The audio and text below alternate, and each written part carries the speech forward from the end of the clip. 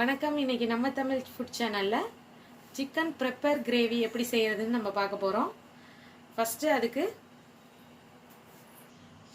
பெரிய வெங்காயம் 4 நல்லா பொடிசாக கட் பண்ணி எடுத்துக்கலாம். தக்காளி ஒரு 4 கட் பண்ணி எடுத்துக்கலாம். தாளிக்க பட்டை, இலை, கல்பாசி, ஒரு ஏலக்காய் எடுத்துக்கலாம். இஞ்சி பூண்டு விழுது.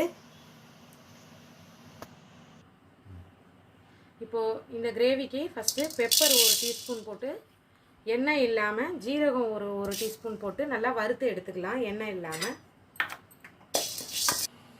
இதை வறுத்து நுணுக்கி எடுத்துகிட்டு வந்துடலாம். இப்போ கடாயில் எண்ணெய் ஊற்றிக்கிட்டு மசாலா பொருட்களை இதில் போட்டுட்டு பொடிசாக கட் பண்ண வெங்காயத்தை ஃபஸ்ட்டு வதக்கி எடுத்துக்கலாம். நம்ம வறுத்த மிளகு ஜீரகத்தை இப்போ நுணுக்கி நம்ம எடுத்துகிட்டு வந்துட்டோம். இது வந்து 3/4 கிலோ சிக்கன்.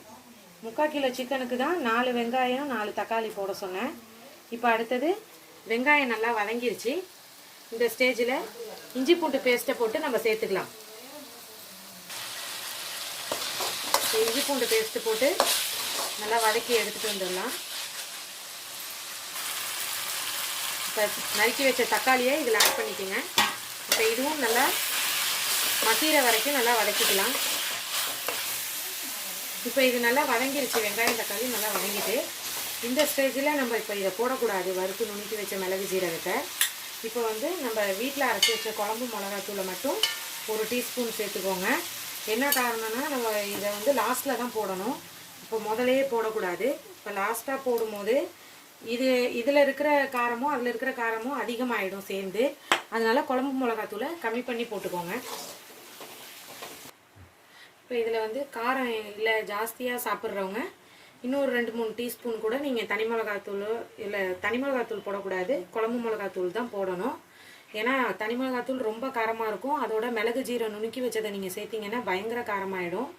அதனால் பார்த்து போட்டுக்கோங்க. இந்த ஸ்டேஜில் நம்ம சிக்கனை சேர்த்துக்கலாம். இதை நல்லா வதக்கிக்கலாம் ஃபஸ்ட்டு. இப்போ இதுக்கு தேவையான உப்பை சேர்த்துக்கோங்க. இதுக்கு தேவையான தண்ணி ஊற்றிக்கோங்க.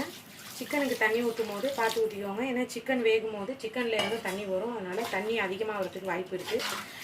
சிக்கனை நல்லா இந்த மாதிரி தண்ணி ஊற்றி கலக்கிட்டு மூடி போட்டுருங்க. வேக வைக்கிறதுக்கு மூடி போட்டு நல்லா வேக வைக்கிங்கன்னா தான் சிக்கன் நல்லா சாஃப்டாக வேகும்.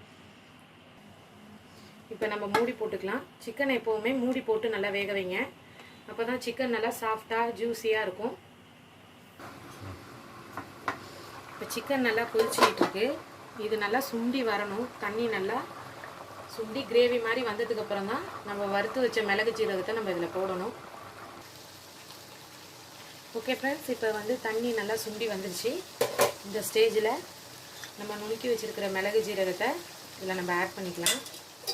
ஆட் பண்ணிக்கிட்டு நல்லா கிண்டி விட்டுக்கோங்க. இப்போ பாருங்கள் நல்லா நம்ம கிளறிட்டோம். ஒரு 5 மினிட்ஸ் இன்னும் அடுப்பில் இருக்கட்டும். சிம்மில் வச்சுருங்க, அடி பிடிக்கும். இப்போ அவ்வளோதான், முடிஞ்சிருச்சு. இப்போ கொத்தமல்லி தழை தூவி கிளறி இறக்கிடுங்க. அவ்வளோதான். உங்களுக்கும் சிக்கன் பிடிக்குன்னா இந்த வீடியோவுக்கு ஒரு லைக் பண்ணுங்கள். மறக்காமல் நம்ம சேனலை சப்ஸ்கிரைப் பண்ணுங்கள், ஷேர் பண்ணுங்கள். தேங்க்யூ.